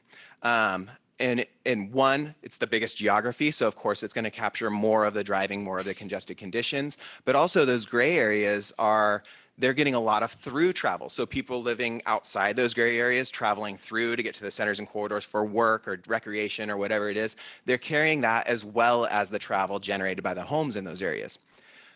In pathway 1, they are still the majority of where we see congestion in the region, but some of that congestion starts to shift outward into those developing communities as you put more homes there. They're generating more travel, and you start to see a little bit more congestion move outward. Conversely, in pathway 3, if I can get to it, in pathway 3, where we're emphasizing growth inward into the existing communities, you see a little bit of that congestion move. It's still the majority in those gray areas, but start moving into the centers and corridors, more into those red areas on the map. And a consideration to think about when we're looking at that is in those centers and corridors are also where you have the shortest distances between things, but you also have the most other modes, right? Up to a little more than 20% or almost a quarter of those trips can be walk or are in our forecast in pathway 3 are walking or biking or transit trips. And so it's just something to consider when you're thinking about building the system and where is congestion happening. And I think this is a question that we might want to dig into more. I know even just looking at the community types might leave something to be desired for some of you on where exactly is this congestion happening. But just to kind of understand where it's generally going, pathway 3, where you're growing inward, you're really focusing on less roadway expansion and transit expansion. You see it move towards the red areas. Pathway 1, where you have more growth in those purple areas, congestion moves a little bit outward. That's it for kind of my talking points on the slides. I just wanted to plug here all of the projects that we have, the transit projects, the road projects. We have an interactive dashboard now where you can kind of dig in, you can zoom in to any place in the region, and you can kind of see what transportation investments are there across the pathways. You can play around with different layers. You can turn on land use information, transit information. So we want and VMT information, so you can explore the pathways a bit more. We wanted to make sure that this is a transparent. We put all of our work out there. So this is now it's linked in your spreadsheet or in your staff report. I believe we should be getting it onto our website here soon. I think we've been wrapped up in the workshop for tomorrow, and so I'm not sure it's there in a really easily accessible place yet, but it is linked in your worksheet, so you can explore those as you have time. All right, thank you, Mr. Holton. Director Stoon. Yeah, thank you, Chair. Clint, I really appreciate all this information. Great slides. I'm really glad to see vehicle miles traveled presented in a congestion way. I think that is more. I think it's more compelling, and I think people will gravitate to understand congestion more. It's simply because, and I think we've raised this before, with the adoption of electrical vehicle technology, VMT is a matter of GHG. I don't know that it has as much meaning as it was originally intended. And so this actually is, if there's a way, if we can focus on that, I think it would be a better way to go. And then this is also for our city staff was wondering the same thing. How do you want to receive feedback about this? So in addition to anything we get here today, reach out to myself or on the transportation side, Sam Shelton, anybody on the public staff, Public Works, DOT, they need to reach out to either myself or Sam Shelton on our staff. And on the land use side, again, myself or Dov Caden. But reach out to us because I think a lot of this is so complicated. It's worth sitting down and having a conversation about. So we will be following up very soon here on the land use side as we're kind of thinking about like the next step in our land use side. We'll be reaching out to everybody. But if anybody wants to reach out sooner, we're ready and very willing to have those conversations. So myself is probably the easiest, but your staff should know their contacts as well. Thank you. Mr. Chairman, I'm a geek out on all this stuff, so I will take you up on that offer. This is fantastic because you can't, in the water world, you can't manage what you don't measure, so this is good measurement, right? So I'll ask this as an open-ended question and see if your answer is what I was thinking. On Pathway 3, when that congestion in the center quarters, what do you attribute that to, that increase in the congestion in the central quarters? I think it's largely a function. We're building a lot more housing in those centers and corridors. And so you're seeing the demand for travel increase in those centers and corridors as you're adding more housing and more people living there. I think it's largely that increase in demand compared to the infrastructure and the options available to people. Again, driving is gonna be the main thing. So when you add more people, travel demand goes up and congestion is gonna go up. You had me at infrastructure because is that a Pathway 3 how do I put this in an objective way, a roadway constrained model or a highway constrained model then ends up with congestion on surface streets? That's a good question. So all of the pathways, there's some common transportation investments, and the managed lanes that we're planning, some of the bigger improvements to Highway 50 and 80, they're true across all of the pathways. And you'll see that if you dig into that interactive map. And so, yes, it is 300 miles of roadway and lane mile expansion compared to 1,700, much less roadway expansion in that, for sure. But there is kind of a common amount of growth. I'll just say that as I come home from downtown to Roseville, I make that calculation. Am I going to get off on Riverside, go through surface streets to get, or am I going to go to the 6580 interchange and roll the dice that, somebody's not going to hit me? Yeah. Director Vegas. Thank you, Mr. Chair. Thank you for the information. Very helpful. The more I think I'm tracking what you're saying, the more questions I have, the more complicated it seems to be. And so I wondered if at some point, maybe this has already happened, but I wondered at some point if you could shed some light on whatever studies might be available to further confuse an already complicated equation that we're trying to solve. The extent to which people think about alternative means to getting from home to work or moving around in their communities versus thinking about the convenience, the price, and all the other things. And then those transit options of all the things that we are so focused on are almost as an afterthought, right, of sorts. And I know at one point years ago, there was a study done, I remember getting it. I wasn't the primary, I think I was the alternate at SACOG, but there was a study done that kind of alluded to that being the case. And so we're trying to, in part, force to a degree a square peg into a round hole as we try to contemplate and predict and create a bit of a, a pathway for folks to live healthier and for us to be effective in the way we invest our limited dollars. And I wondered if you could, maybe not today, but at some point, it would be helpful to understand that a little bit more, because it's tricky, right? We're trying to predict what folks want to do, but yet at some point we have to get ahead of it, right? We have to almost lead people in some form or fashion, because people are not, all the stuff that we're getting, the average person will never, ever even spend a minute of their time thinking about or trying to digest. They're simply trying to figure out how to get where they need to be. So it's, anyhow, it's a bit of a circular conversation, but I know at some point there was a study that identified a little bit about that. Okay. Yeah, absolutely. We can dig into that. Yes, Director Gallardo. Thank you. Great presentation. It's so helpful, I think, for all of us to see the big picture and working together. I do want to follow up on Director Joyner's comment. And of course it's because where I came from, but I still feel like we spend a lot of time investing in transit and helping with funding. We do nothing to help with school bus transit. We're trying to create habits for kids when they are born and start. We're trying to get parents to understand. NHTSA will tell you there's not a safer method of transportation in the U.S. than a California school bus.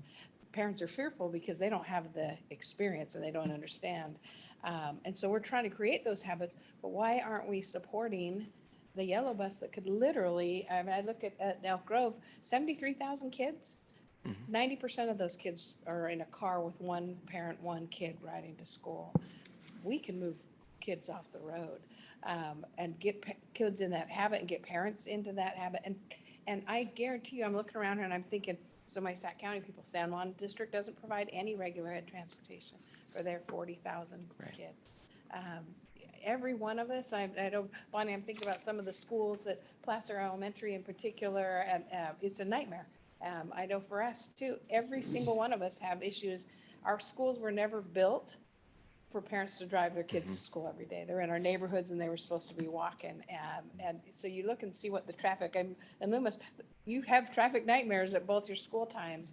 We could address that if we were supportive and came up with something creative. But I think this presentation really helped.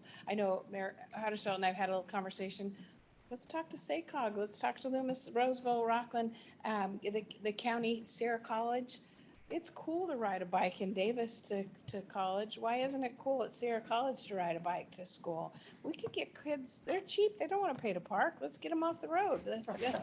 Let's make those little connections on our bike trails so they actually could get there. And so I think this is where it helps on the creativity. But I think we have our mission of what we look at. Let's be a little creative and step out of our box and say, why aren't we helping support something else? We can make those habits happen. Yeah, thanks for that. Yes, Mike. Yeah, just to pile on, the new schools that have been built in the last 10 or 15 years, we have invested enormous amounts of tax dollars into buying bigger properties, grading those properties, and putting parking lots on those properties that, but for some school buses, would not be necessary. So that's one thing. My question is back to the mode choice, is in the same vein with mode choice. We have a couple of transit advocates that come to RT meetings and other places, and they have pointed out over and over again the complexity of travel to doctor's appointments.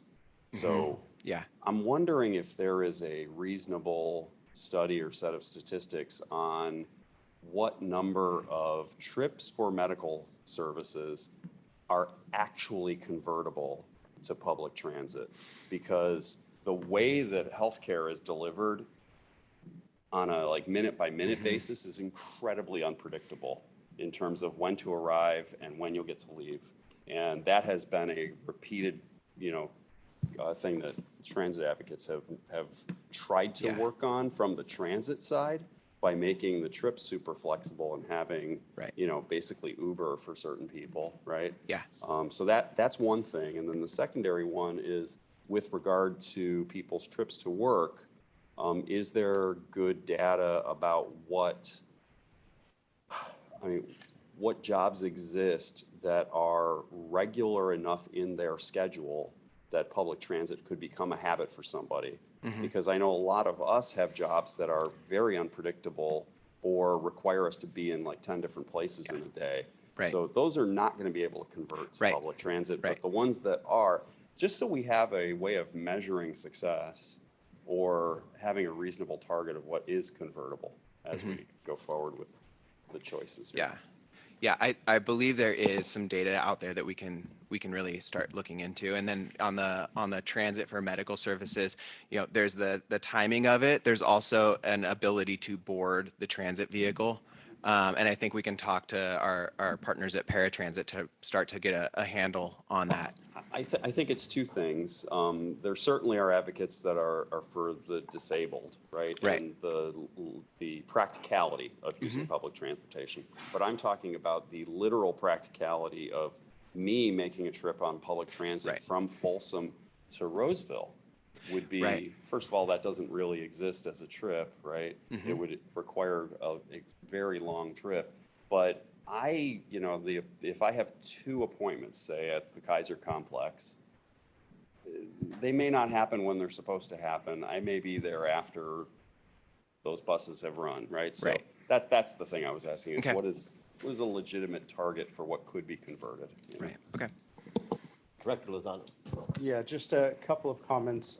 Actually, Director Kozlowski took a couple of my points, but I just wanted to make mention of public or transportation for school bus funding.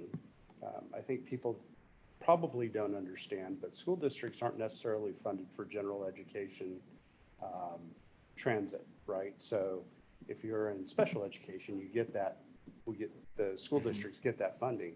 Otherwise, it's coming in out of general fund, and we all know what that looks like. Another point to Mike's point is, I spent probably the last 10 years of my career helping design parking lots for parents to drive kids, and we the whole time are trying to encourage kids to walk and bike, and it was kind of counterproductive. But I will say this, that it goes along with what COVID did to our workplace.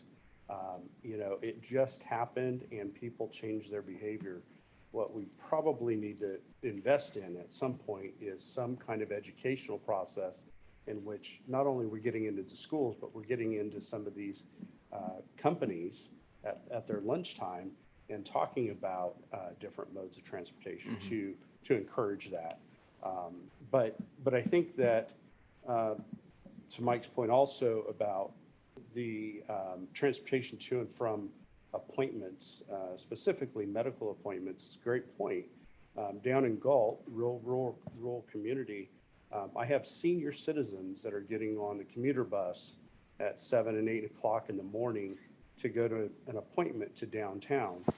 That appointment pre-COVID was in Elk Grove, much easier trip. Now, many of those seniors are having to use some type of on-demand to get back to Galt, or they're having to wait for that commuter bus at 4 o'clock to then jump back on and head back. So I think that, and our city staff is working with our transit operators to kind of hone in on what some of those issues are, but there is not easy access. And I think the important piece of this is looking as we go through this process, looking at how many of those can really be converted to fewer vehicle miles traveled. So that's it. Appreciate the presentation, and I'll certainly be on the pathway dashboard checking it out. Director Lozano, can I just a couple of things to build on your comment and some others. What I hear people saying in addition to the school, like so specialized trips, right? School trips, medical trips, just on the school side, kind of building a culture. You said education, right? What COVID has done, believe me, I never think the world has failed more than when I'm trying to drop my kid off at school in a car. And they're the worst behaved ever, right, at that moment.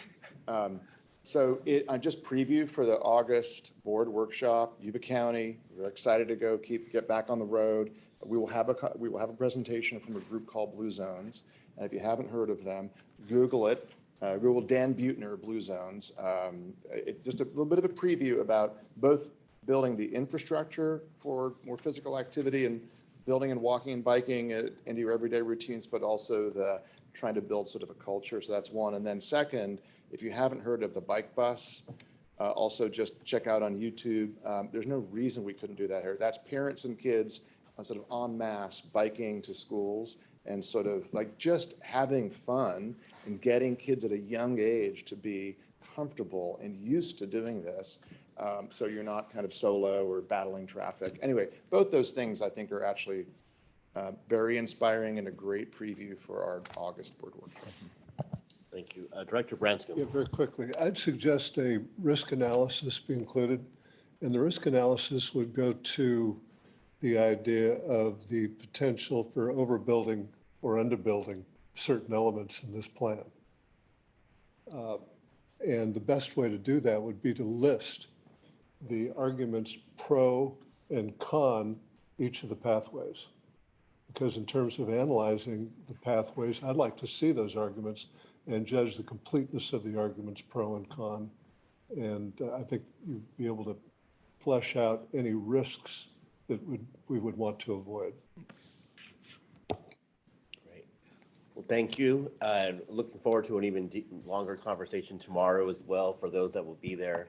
And really to help, I think for all of you to be advocates, to get information out of our community members and our colleagues, and to really get information that's going to be beneficial to our area. So looking forward to that tomorrow as well. So thank you. Thank you. Vice Chair, can I just wrap up super quick? Yes. So just a reminder, these three pathways, as detailed as they are and all the data you have, they're crash test dummies, right? We're looking at basically how would it, sort of the what if question, number one. Two, tomorrow's Blueprint Workshop in Folsom. I know a bunch of you will be there. We're very happy to have you. If you've made a last minute request to still get a ticket, we're working on it as we speak. I really want to encourage we are not going to get this technical tomorrow, okay? I know. We're going to disappoint many of you. We actually ran through a dry run of this, the workshop presentations tomorrow, and our own staff said, you lost me in the first place. just like connect to people, talk about why we're doing this, what's important. So just so you're aware, it's going to be a little higher level. Director Branscombe, we're not going to get into the pathways and the pros and cons, but there's a version of that you'll have at the workshop tomorrow. And then lastly, I would just ask all of you, right? You may find this technical and complex, but you now know more than 99% of the people in the region. So tomorrow you're ambassadors. We're going to put you at different tables. We're going to spread you out, right? We want to get good conversation. We want to get dialogue. We want to get input, right? We want to get people's brains moving about the future and some of these things. So that's your role tomorrow, is to really be kind of regional ambassadors. You now know what we're trying to do here. We're backing it up. We're kind of trying to simplify it. We have over 340 people registered. Wow, so we are literally sold out. So that's just a bit of a preview for tomorrow. So, and credit in advance to your staff who's been working really hard on tomorrow, trying to make it a good event. So if you are able to attend, looking forward to having you and looking forward to you playing your roles as those ambassadors. Thanks. Thank you, James. Lynette, did we have any public comments on this item? There's no public comment. All right, great. Okay, so it's the end of our agenda. So now we have some quick reports. I'll start off. I had the honor to go. And this is the best name for a conference ever, or for an organization. It's the NARC conference. Which is just awesome in and of itself. But Eric and I got to go to Detroit to meet with our other peers from regional councils across the nation. And yeah, Detroit is awesome. I mean, they've done an incredible job of really revitalizing that downtown center. The Grand Prix was back downtown, not on Belle Isle. So just a lot of things happening in that area, a lot of good take homes, I thought. But I thought the one thing that really stood out to me, as we were there is the amount of compliments that Eric and I both received from other councils of governments about SACOG and about our staff and about our modeling and a lot of things that people have taken and, flatter, people that, what is that? Flattery is, what's the term I'm looking for? Imitation, copy. Yeah, and so a lot of that happened, and I was just really impressed with that. James, you are a rock star there as well. Everybody was looking for you. And we also received an award. So unbeknownst to me at the time, staff had put forward our Green Means Go program, and we did receive an award from NARC on that. So again, congratulations, staff, for all the hard work of that, but to all of you as well. So a lot of lessons learned, public-private partnerships, lots of different things. So again, and Eric, thank you for being my wingman there as well. So thanks a lot. What's it stand for again? National Association of Regional Councils, or NARC. And Gary, I know you also, we were sort of simultaneously on study missions. I did. So I had the opportunity to go to the Congress for New Urbanism in Charlotte, and I went with Chair Kennedy, and also Casey was there. And it also was very much like a lot of the study missions that we've gone on, focused on a lot of great topics like walkability, housing choice, mixed use. There were some tours of those things. There were a lot of sessions about those kind of things. Definitely had some great takeaways. I'm going to talk a little bit more about them at the Lunar Committee. But one of the big things was the mismatch between housing stock and current and anticipated demand. So one thing I do want to share with the group is right now about 60%, and this is nationwide, although I think it probably applies to our region as well. Right now about 60% of the housing stock in the country is single family home, and only about 40% of the population is looking for a single family home. And so we have a lot of folks that are maybe looking for other housing types. So I'm not sure from a market standpoint, why that disconnect exists. But one reason why that trend is continuing to change is the number of households with children are decreasing. And so you have folks on both ends of the spectrum that want something other than maybe a large single family home on a big lot. But that may still be in a more suburban or rural area. It doesn't mean they want to necessarily live in an urban core. They just kind of want housing choice. So I know that's something we talk about a lot here, right, is across the region to have those choices for folks in all of our communities, right, where they can find the type of housing that is both affordable and desirable for them. And so that was really important. One other thing I thought was really cool, in Charlotte, south of downtown on their light rail line, they call it uptown, not downtown. I don't know why that is, but anyway, south of there, they have on their light rail line, they have a lot of areas where they're doing a lot of redevelopment, kind of mixed use, more urban kind of stuff, and maybe a light rail station every quarter to half mile, and they have a walking and biking trail that parallels the light rail tracks. And within several blocks in both directions of the stations and the tracks and the trail, there's just a massive amount of both development, but also great bars and restaurants. And so what you saw a lot of was people maybe taking light rail down to a station and then, or walking from their residence and then going to different places via the walking trail and not even needing to get on light rail, right? Once they were kind of in that area, or, maybe going 2 stations on light rail. But there were probably 3-4 stations along this that I was able to explore, and every single one of them was just, redeveloping and full of great restaurants and entertainment. And anyway, it was really nice to see that. So looks like they're doing that right. Awesome. Thank you, Gary. Any other reports out? Yes. So since we're talking about seminars, earlier this week there was a Urban Land Institute chapter meeting that was held at SMUD. And it was interesting only in this respect for our group is that SMUD has very aggressive zero carbon goals set for 2030. pieces of that can only be implemented by them changing the type of electricity they deliver to all of us. But part of it is trying to get builders and developers and infill development to be more electric. So they're expecting not only to convert the type of electricity that they deliver to be more green, but that the demand for electricity to go up dramatically. Okay, and and this is where it relates back to us. They are bumping up against the exact same challenge that we tried to address with Green Means Go, which is that for infill development, particularly, the electrical infrastructure that exists may be inadequate.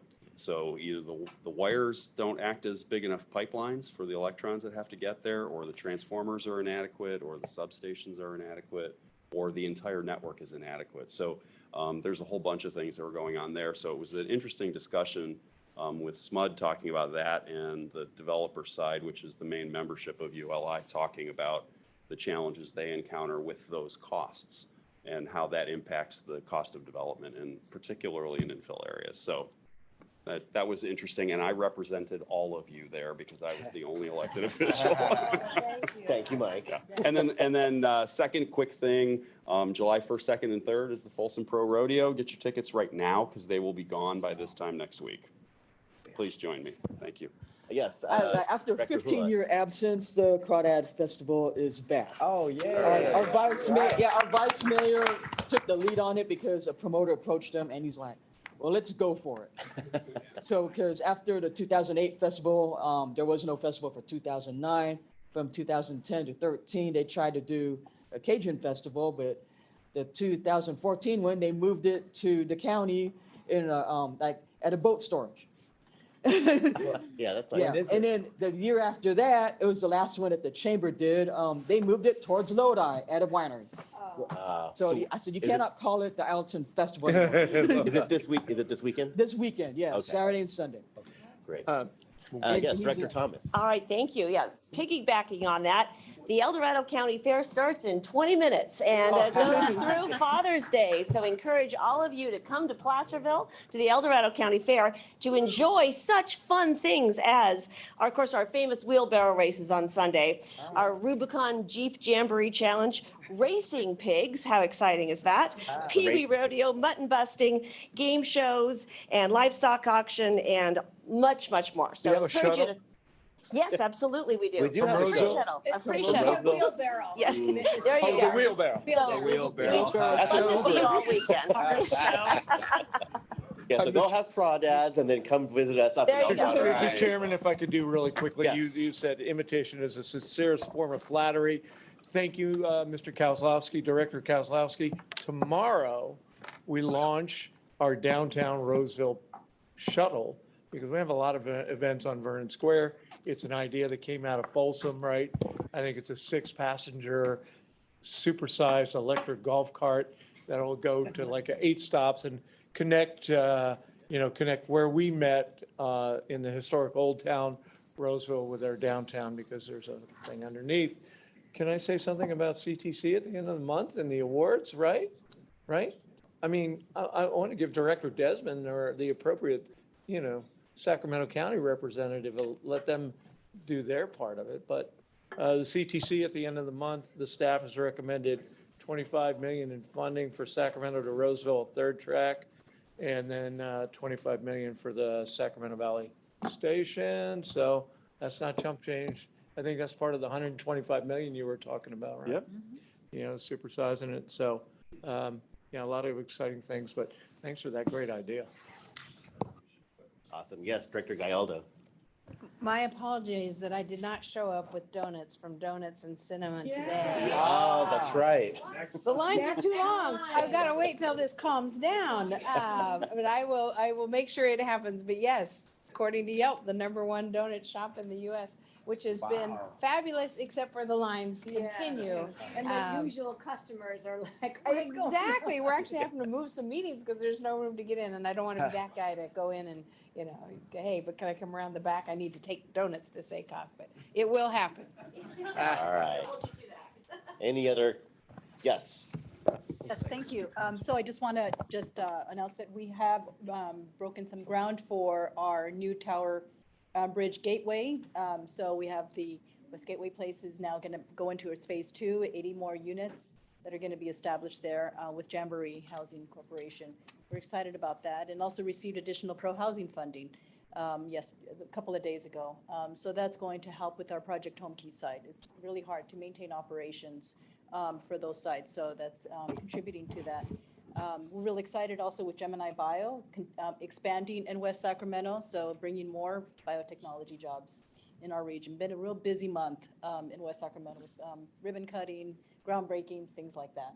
And also our other project that we've worked with SACOG, to have the bike and pedestrian bridge.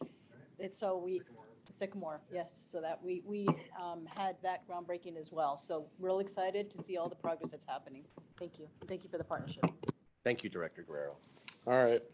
Yes. All right, I'm feeling left Director out Baines. over here. All right, so this Saturday, we have the Pluma Street the summer stroll in downtown Yuba City on Pluma Street. Everybody's invited. And our Yuba Center Fair starts next Thursday, the 22nd. We'll go through Sunday, the 25th. Thank you. Any other reports? All right.